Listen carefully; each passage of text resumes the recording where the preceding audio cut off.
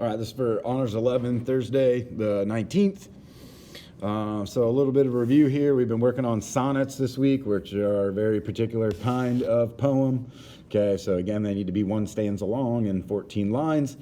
For those of you that have maybe been out on quarantine, I suggest you take a look at the sonnet clip that I posted. It should be at the top of your notes, and it should be okayed by the tech team. So just make sure you're logged into your Google account in order to view that.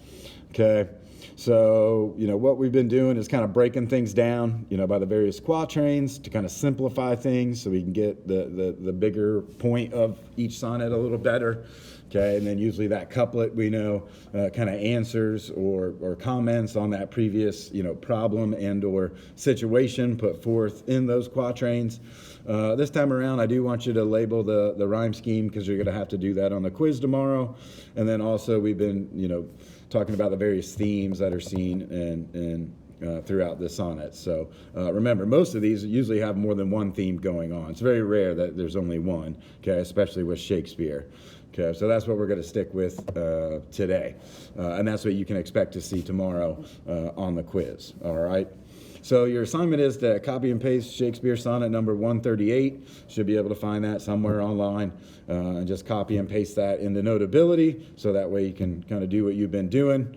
So let's go ahead and label those various parts. So quatrain 1, 2, and 3, and then the couplet. I know that sounds silly, but just do it, okay? And then the rhyme scheme down the other side at the end of each line, all right?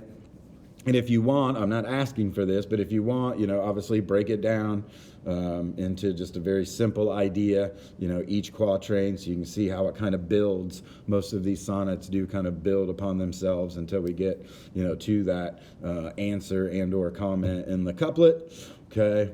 And it'll also help you kind of pick apart which themes are seen, okay? So for this one, are we seeing time, love, friendship, death? Let me know, okay? You don't necessarily have to explain it because I've read this one and I know this one well. So just tell me which ones you think you are seeing there, okay? And then just tell me briefly what, is the overall point that Shakespeare, the poet, is trying to make with this particular sonnet, okay? So keep in mind, which group is this one in? It's sonnet 138. Okay, so look back at your notes if you don't remember, or just, again, pay attention to that sonnet clip that I've provided for you. Okay, and I'm even throwing a little extra credit out there as well, okay, because I like to call this sonnet lying and cheating. Okay, so, but what could be another meaning of the word lie, all right, based on what's going on in this one? And then how does that relate to whom this poem is about? Okay, so if you want to take a stab at that, please do. I'll just give you a couple extra points for this. But again, do your best here this next week and a half.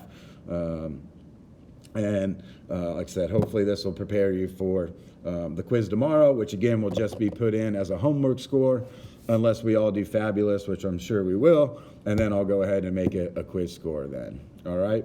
If you got any questions, let me know, or have any issues, let me know. Just email me. That'd be the quickest way. And again, turn this in through email, please. Okay? Later.